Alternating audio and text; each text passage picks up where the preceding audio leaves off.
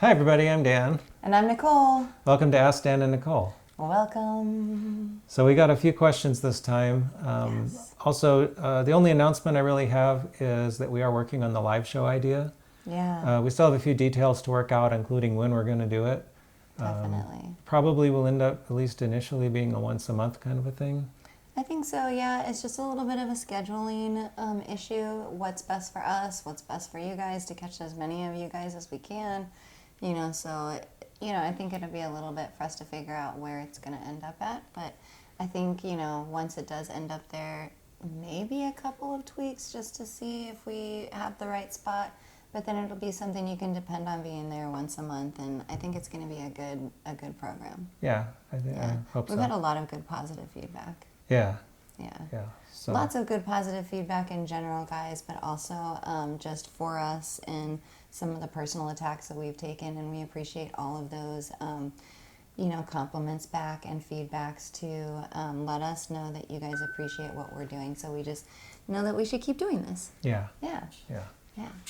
So anyway, you want to get to the questions? Yeah, let's get to the questions. Okay. So our first question is from Jacob Durbin. And Jacob says, it's actually from Model Building HOSP Consist Build 13, Final Details and Weathering. And Jacob asks, did you apply a matte clear coat at any point before or after the weathering process? Yeah, my usual way to do things, I'm pretty sure I covered this in the series too, but is to apply a clear matte finish like dull coat to the model after it's been painted and decaled. And then I use that as a basis for the weathering. The matte finish seems to work well with the weathering powders that I use and other things that I've used. I don't generally put a clear coat over. I haven't found it really necessary. I use self-adhesive weathering powders which stick pretty well. And I also try not to handle my models any more than I have to. That's very true. Yeah, because finger oils or too much handling a model in the same spot can actually attack the paint. So try not to do that. Yeah, you've told me that before. Yeah. Yeah. So anyway. Yeah, good question. Yeah. All right, so our next question is from Randall Ellison, and it says, will you be doing any new DCC install videos at some point in the future? Thanks and have a great day. Yeah, I've been thinking about that. I have some Athearn models that are DCC ready, that I thought might make good candidates for something like that because some of them are pretty well detailed already. They don't need a lot of work. So it would be mostly a matter of installing the lights and a decoder and sound and that kind of thing. So that I've been kind of looking at some of my models to see if any of those would make a good candidate and maybe do one of those as kind of a build that probably would be a less involved build than like the Consist build where I'm basically doing everything. Yes. Yeah. So. Well, that would be very cool. Yeah, something to look forward to. Yeah. All right, so our next question comes from a lot of different letters. So it's AGWBCFJC2. I hope I got that right. From Model Railroading for Beginners, a cool hobby. What a great idea for a video for beginners. You both are perfect ambassadors for model railroading because you both love model trains and model railroads so much. Oh, that's so sweet of you to say. Well, thank you so much. I feel like it's a really great hobby. Yeah. Yeah. It's a positive way to spend time. Yes. For sure. I definitely feel that way. Okay, so the question is, what place does brass fill in the hobby? And you're not alone because I've actually asked this question myself because it's shiny. So, I'm like, all about the shiny. So I also asked not too long ago, what's up with the brass? Do brass locomotives pull better because they are heavier, or are brass locomotives made to a higher quality, running far more smoothly than other locomotives? And I love this, i.e. the proverbial Swiss watch. Your insights would be very helpful to my understanding of model trains in general. Many thanks and best wishes to you and Nicole. Well, best wishes back to you, buddy. Yeah. Yeah. So that's a lot of stuff, but first thing I'll say is that not all brass is created equal. Oh. Okay. Good to know. There's good brass and there's not so good brass. So One of the reasons that people like brass engines, especially steam locomotives, is because a lot of times the plastic model makers won't make models of steam engines for certain railroads, because steam engines were very specific to each railroad. Oh, So okay. like a Santa Fe 282 wouldn't look like a Western Maryland 282. They'd be totally different other than the wheel arrangement. So every railroad had its own specs and had the engines built kind of custom for them, or built them themselves in some cases. So a lot of times, plastic, they're getting a little better at it, but plastic model makers need to be able, I think, to sell a certain number of units in order to make a profit making a model. So Yes, we've had many discussions on this.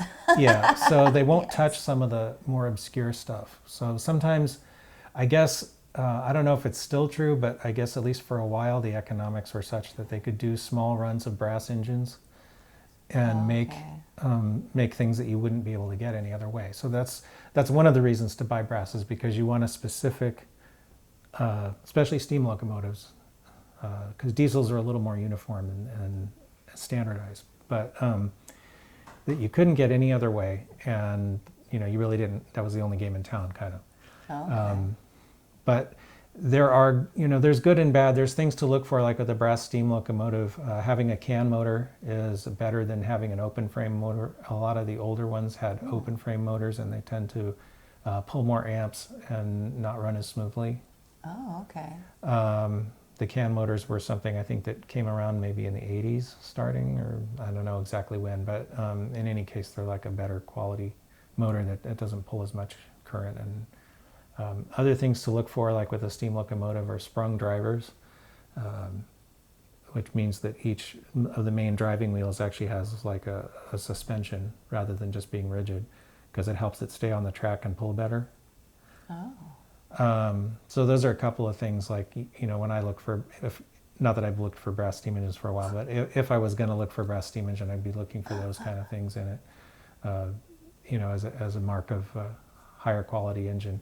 I've got several brass engines. The newer ones tend to be better detailed. I've got one that I think is really old that is kind of not that detailed.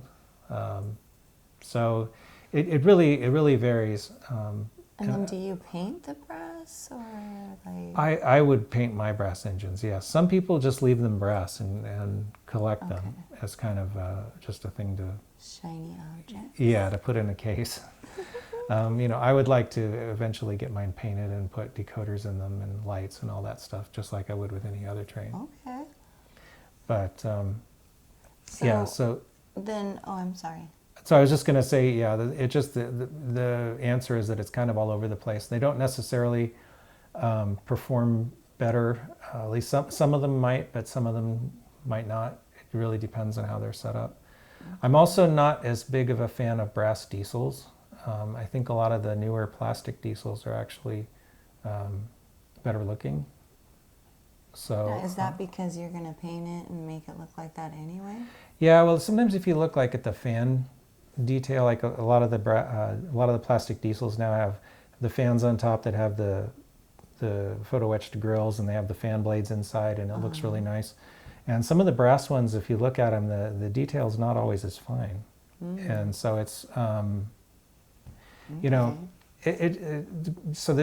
answer is really just it varies. And maybe it's a little bit of your own taste too, right? Yeah. So And like if you like shiny like me, you might veer towards some brass. And if you want it to have really super ultra detail, you might veer towards the plastic right now. Right. I mean, I have one HO scale. I've been talking mostly about HO scale, by the way. I do have a few brass engines in N scale as well. Okay. Then we have our 3751, the O scale engine that actually pulls really well. Even without its traction tires. But I have one little HO scale Southern Pacific 260 that's actually a relatively recent brass engine that came painted even, and it won't pull its own tender. Oh. So it just spins its drivers. So they don't all have great pulling power. So that was a big disappointment with that one. I have to figure out a way to make it actually work. Yeah. More power. Yeah. So yeah. Anyway, so I guess your mileage may vary. Okay. Yeah. All right. All right. Nice. Good question. All right. So the next question is from Paul's Trains, and it's from Model Railroading for Beginners, a cool hobby. It says, wonderful video for beginners. Official question for the Q&A program. I love cats and dogs. Is there a chance you can introduce your animals just briefly? Thanks. Well, they're a little wily, Paul. So what we will do is we will put up some pictures of our pets. And I'm sure that the cats who are running around just out of view right now will eventually video bomb us over time. And you guys will get to see them do silly things. In fact, some have walked amongst the trains during Box of the Month, and some have already video bombed us. Yeah, they've been in our videos before, but they're so funny. Yeah. Most of the times when they video bomb us is when we don't think they're gonna video bomb us. We're like, oh my gosh, they're up and they're like running around being crazy. We're like, oh, okay, well they're coming here next, and they don't. And we're like, okay, that's weird. And then another time we'll just not even know because everybody's asleep. And then we'll come in here and turn on the lights and try to do a video. And the next thing you know, getting bombed by kitties. Yeah. Like, it's very crazy. So we will share some photos. We have 3 wonderful kitties that we rescued. They were born in a neighbor's garage. Their mother is feral, and I assume their dad is probably feral too. And so they were a pack of like 6, I think, 5 or 6 kitties. And so we have 3 of them, and they are very rambunctious. We got them in 2020, like the beginning of the lockdown. Yeah, I think they're just over 2 years old right now. Yeah, so yeah, they still have a lot of spunk. Is the nicest way to say that. Yeah. So they still have a lot of spunk. And then my dog, I've actually had for, I want to say 12 to 14 years now, because I'd have to count it out. And that would just be embarrassing on camera right now, you guys, to do math at this time. So, he is blind and has some medical issues, so we will not have him walk over here or get picked up, but we will show some pictures of him. He is a handful. Yeah. Johnny is a handful. So we're hoping that as Johnny, because his age is finishes up with his medical stuff. I even hate to talk about it, you guys. It's so rough. That we'll get to travel a little bit more out and take video of trains a little bit more. It's really tough when you have a medically needed, necessary dog, and he's also very anxious and very needy. He has to be on me or at my feet. So we'll get more video of train coming up, and being able to go out more. If you guys have been wondering why we haven't been chasing around those trains, that's part of the reason, besides just COVID, is that it's very difficult to leave the dog. And my mom complains a lot that he barks a lot, because he does. He barks the whole time we're gone. And he's very loud. Yeah. Yeah, he's very loud. So those are our 4 animals, and sometimes they feel like they're 8. Yeah. Yeah. Double troubles, but they're all very wonderful too, and they all have very wonderful spirits and have their moments too. Yeah. So yeah, our wonderful group of crazy monsters. Yeah. That's what I like to term them as right now. Hopefully they'll be chilling out in the future. Yeah. And I will also mention, because I used to put Bear in some of the videos. Oh yeah, that's right. He's a little Chihuahua mix. But Bear is actually her mom's dog. Yes. So not actually our dog. So Yeah. he lives, because she lives on the property, but so he's around, but he's not our dog. He's around an awful lot, so we get to borrow him a lot because he's super fun, you guys. Yeah. I had a Chihuahua that Daniel got to meet towards the end of my Chihuahua's life, and he was a little more, he was a really good Chihuahua, but he was a little more skittish and a little more shaky. And Bear is like the Chihuahua that's not shit. Like he will jump into stuff. He's like, he has a little Superman cloak on in his mind. Like he can fly. He's just got this super big personality. So he's definitely the one that we get to have more fun with out of all the dogs, you know. Yeah, he's definitely the one we get to have more fun with. But yeah, that is my mom's pride and joy, precious heart. Yeah. Yes. All right, so I think we've covered animals pretty well, and Yeah. I'll jump to the next one, which says it's from CA, from Layout Building, Game Room Display Layout Part 4. Congratulations on the Grand Canyon Game Room line completion. It will be much quieter with flooring and furniture, yes. How will you mount buildings to the layout? So we're going to start, well, this is like a multi-question question I see. We're just going to stop with that one and answer that one real quick. Okay.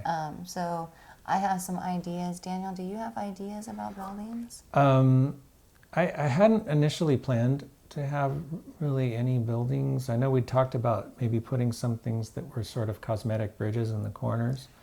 Yes. Initially, I was thinking that I might need to do it for stability because I was worried because the layout is not as supported in the corners because they come out from the wall because of the radius of the curve, whereas everything else is on shelves that are, you know, bracketed to the wall at fairly regular intervals. So that, but actually running the train around it hasn't seemed to be necessary. It's not. I was afraid that because that engine weighs like 9 pounds or 10 pounds. I was afraid that they were going to vibrate, you know, a lot when the train went over it, but they don't. So it seems to be okay as structurally. So anything we do would be more cosmetic. Yes. If we did any like buildings on the sides, they would have to be like false front flat kind of buildings that just get tacked to the wall because there isn't a lot of clearance Yes. for anything Agreed. too big up there. Yeah, I think that for the most part we were thinking maybe of doing some background like scenery and maybe doing like filling in some trees or like something like that in the straightaways. But I really had like this fantastical idea. The way he looks at me when I say these things. This fantastical idea that we could cut out a piece that, you know, could be kind of raised into the corners. But we could like do something with those pieces first, and like you could videotape it, and it could be like, you know, like a little town on the hill, or, you know, in one corner, or a little something in another corner, and we could do the Golden Gate Bridge on one of the, you know, bridges and get all the little. So I am looking forward to some extra stuff to go up there at some point in time, but not pushing that, you guys, not pushing it, because there's lots of stuff, and you know, though Daniel's very happy to get that, like that's like a, ooh, I did that and it's awesome. That is not the train room, you guys. Yeah. That is not the piece de la resistance. And so, you know, I really don't want to ask for more in my game room until Daniel gets his train room. And so eventually I am hoping for some cool artistic craziness in those corners, and maybe even having some kind of water fountain that could be raised and lowered so that we can add water. Look at the way he's looking at me, guys. There it goes again. He's like, that's my wife. She has no concept. It's okay. He can make it work. I swear he can make it work. I'm telling you guys. So in any case, thank you for that question. Also, questions for Nicole. What was your MOS in the Army? Well, my MOS is tricky. When I first went in, it was like 94 Bravo, and then it got changed to 92 Golf because they restructured in the 90s some of the quartermaster MOSs. So I went in as a cook with airborne in my contract, and I was supposed to cross-train into military police. And then I got hurt. Well, technically, my appendix decided to play games, and it was not caught in time, and so I technically died. And so they took all that other stuff away, and I just was a cook. But honestly, you guys, it afforded me where I ended up, which was on the East Coast in Virginia. It afforded me a lot of trips on boats, which is funny because that's why I didn't join the Navy. I didn't want to be on boats. And I had the best time of my life on boats and got to see amazing dolphins and, you know, swim way out in the middle of nowhere and, you know, go to some pretty crazy places and, you know, maybe some that weren't so great, but also some that were very great. So, you know, sometimes I'm asked a lot if I would change my time in the military because I did go through so much medical stuff that I still have to deal with even today, that Daniel helps me deal with on the daily and is very sweet with me. And so, you know, I would not change it. No, I would not. Though, yes, sometimes it would be interesting to see. I would not change it because standing up for other people is always important, you guys. And the work that we do whenever we do to stand up for other people is always really important work. So I would not change it. And even though I can't have my own kids, you know, Daniel has this amazing family, and I have all these amazing little cousins now, and I do the video games. I have all these amazing friends that are younger, mostly younger, and their parents all over the globe now. And it's pretty amazing to be able to have that time. I would not have that time if I had my own kids. My time would be spent on just my kids, raising my kids. And so I kind of get to be like a free aunt, you know, like everybody's aunt, you know, Auntie Sparkles. And that's been really kind of super extra rewarding in a lot of different ways, you know. So I'm very happy, you know, with the way things have turned out. So the next question is, where was I stationed? So I was stationed a lot on the East Coast, but also in boats. So I went kind of all over, but mostly in Virginia. I think I spent most of my time in Virginia. Yeah, like in 2 different bases, but mostly at Fort Eustis. Oh my goodness, that's so funny. Even after all these years, like the little nicknames just slide right out. Do I speak any other languages? No, I wasn't in that long. I was in the military for 3 years. Because of my medical issues, they said thank you very much. When I finished my tour of duty, I was done. They were like, thank you, have a good time. And I was more than fine with that. I had traveled quite a bit, and I was good with kind of doing something new. So mostly Virginia, and then I went to Puerto Rico, I went to Cuba, I went to the Great Lakes and all the states around the Great Lakes, and I went to Canada. So yeah, I did a little bit of cool traveling. So close to going to England and Spain, and that would have been so amazing. But you know, that's neither here nor there. We're going to get there someday. Yeah. I'm dragging this guy everywhere to see every train in every continent, you guys. Everywhere. Especially looking forward to Japan. Oh my God. Can we please go to Japan? I want to like fly on a train. Like that bullet train looks so fast. Shinkansen. I can't wait. Yeah. I can't wait. That'd I be really want to cool. see it. Yes. Okay. And then on to Daniel. Questions for Dan. How many years have you played guitar, Daniel? Well, I think it was either the end of '83 or the beginning of '84 that I started playing. So what is that, like 38 years? That's a lot of years. That's a lot of years. Yeah, most of your life. Yeah. So. When did you get your first guitar? Then. Okay, but how old were you? Sorry. How old was I? I was like Yeah. 18. 18, okay. Yeah. Nice. Yeah. So. Because maybe not a lot of people know this, but Daniel was actually in a band. Yeah, toured. I was. Well, we I toured. mean, you toured around the area. The Bay Area. We didn't really go. You still tour. Yeah, we toured like the same. Pants, rain dance. We toured like the same 4 nightclubs repeatedly. He's yeah, so humble about stuff. Look at him, he's getting red. In the early '90s. So. Yes. You were in your own band, yeah. Yeah. Yeah. So. Interestingly, play- same time period I'm modeling on the SP layout. So. Oh, interesting. Yeah. That is interesting. Trying to get that rewind time so the hair grows back. I've seen some pictures, y'all. I used to have a lot wavy, of hair. Lots of hair. Lots of wavy hair, y'all. And then like stick your hands through it, wavy hair.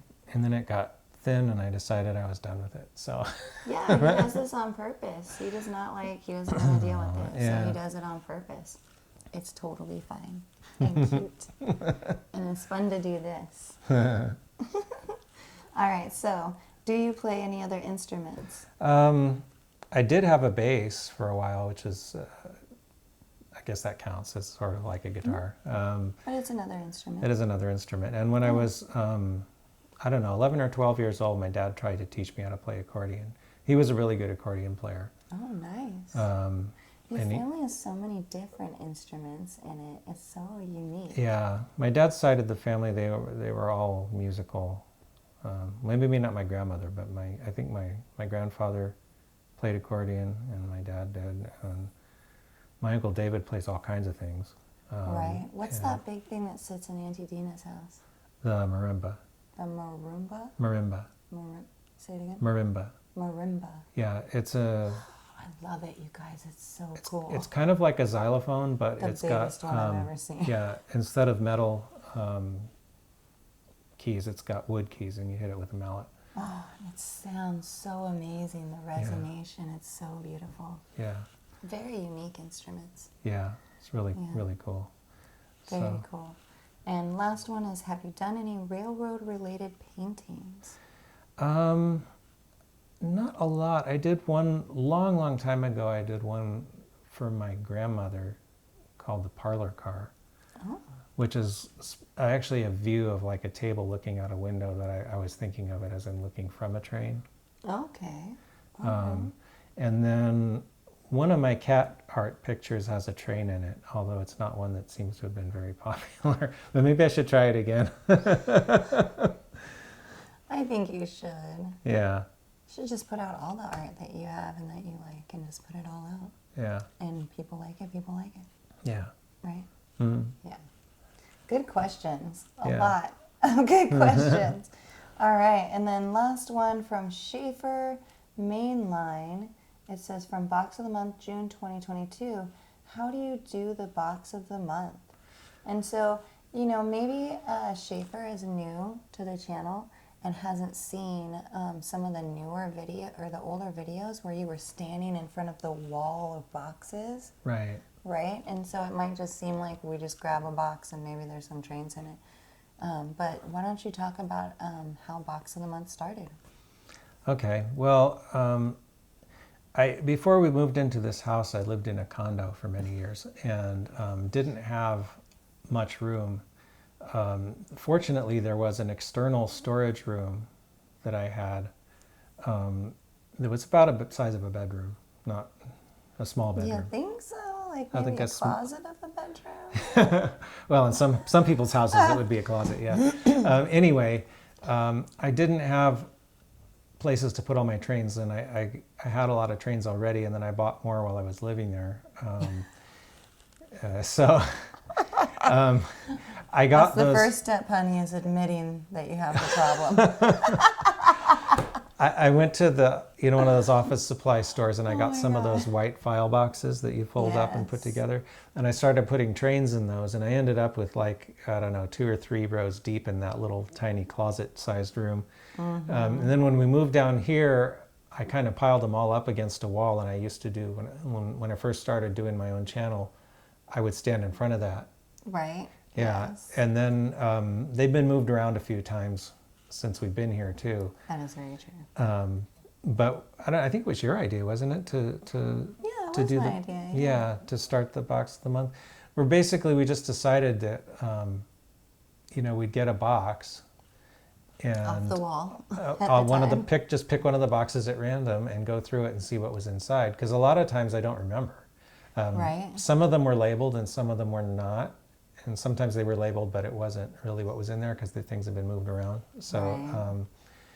It was kind of like getting presents. It's like going down memory lane. Yeah. And I just thought, because I think, you had one of the boxes in and you were looking for a particular train. And I think I was like, well, what else is in that box? And so you just started pulling all of these trains. It was like, does that box have a bottom? Like, what's happening right now? And it was just train after train. And I was like, wow, that's a lot of trains. I was like, you should videotape yourself doing that because people probably want to see all these trains. And unfortunately, at the time, we knew it was going to take a while to get through, to the train room. So we knew it'd be a while before people would get to see the trains. And this was the only way we could think of to share it. Yeah. Yeah. So it's been good too because it's kind of refreshed my memory on what's actually there, and Yes.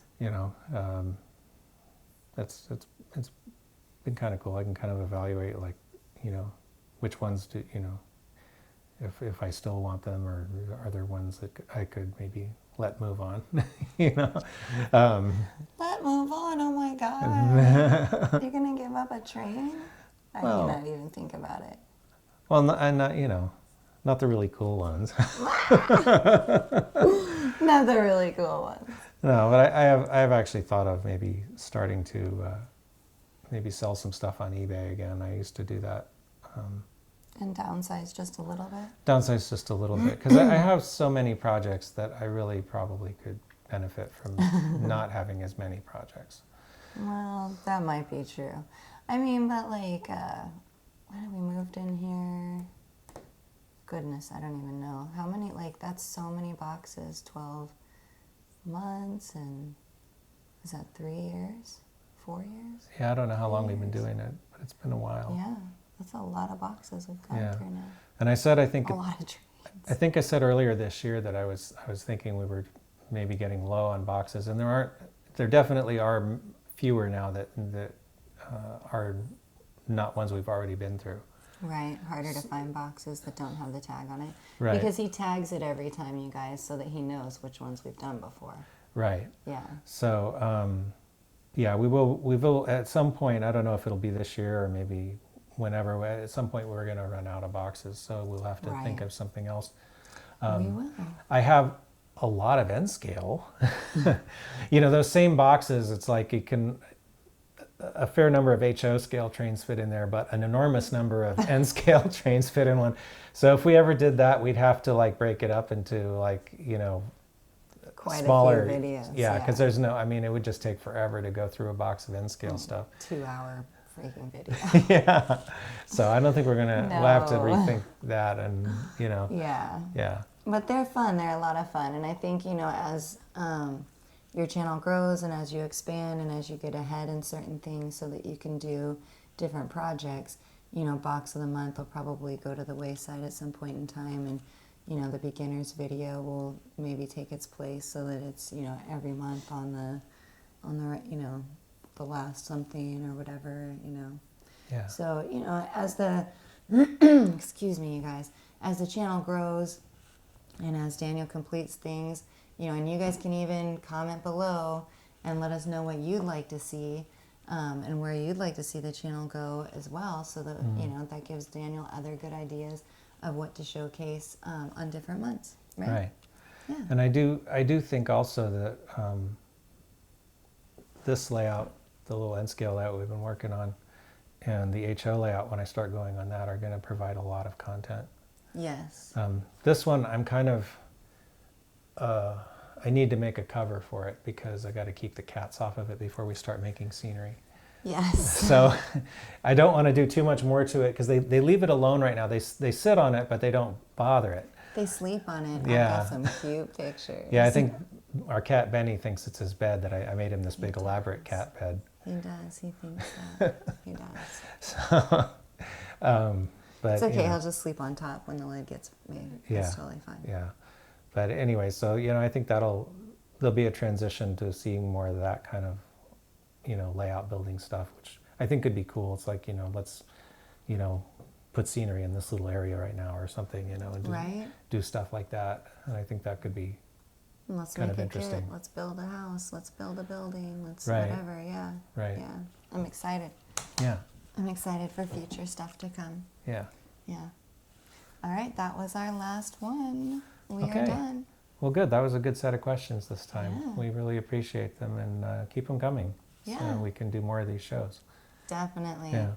don't forget to like and subscribe. There we go. Yeah, if you He's like getting better at self-promotion, guys. Getting better, trying. Getting better. Getting better. Yeah, if you like what we're doing, the likes and subscribes, it helps the channel get more visible. Yes. So, I really appreciate that too. So smash that like button, you guys. Smash that like button. Yeah. And make sure you have the bell hit, and that way you're notified every time Daniel drops a video, and soon to come when he goes live. Yeah, definitely Exciting. something we're going to do. So, yes. I guess that will be it for this time. All right. Thanks for watching, guys. Thanks for watching.